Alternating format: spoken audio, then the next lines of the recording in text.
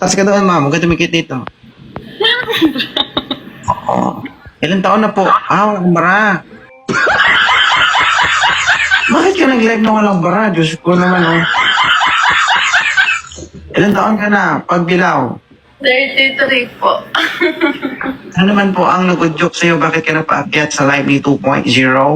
Wala lang. Nakikita ko lang kasi yung live mo. So, nababothered ka kaya naakyat ka? Gusto mong matry? Gusto mong masubukan?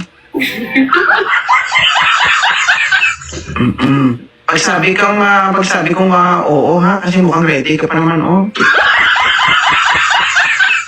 May anak po kayo? 5. Oo, 33 years old. Sipag mo, no? Ilan taon ka nagka-first baby? 17. So, 17 years old, nabiyak na yung ulo-ulo ng baobao mo. Are you married? Single mom? Single? Single. Single. Akala ko single ka. Magtanong sana ako kung paano mo ginawa ang mga anak mo. Magtataka sana ako. Ano yung kinis-kis pahid mo lang siguro? So, hindi ka nag-anak? Sabi-break ko lang eh. So ibig sabihin yung mga maga ka.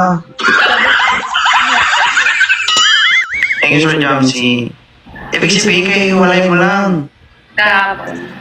Oo, yung iba kapag kakahiwalay lang ng mga maga, sa'yo nawawala.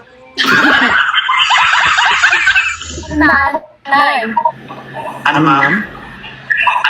Matandaan. Hindi, magkailan tayo, matanda. Mga matanda ka, wagas. Nababasa pa yan, ha? Oo. Yun na. Charot po yung pinigin kay Mr. Popol.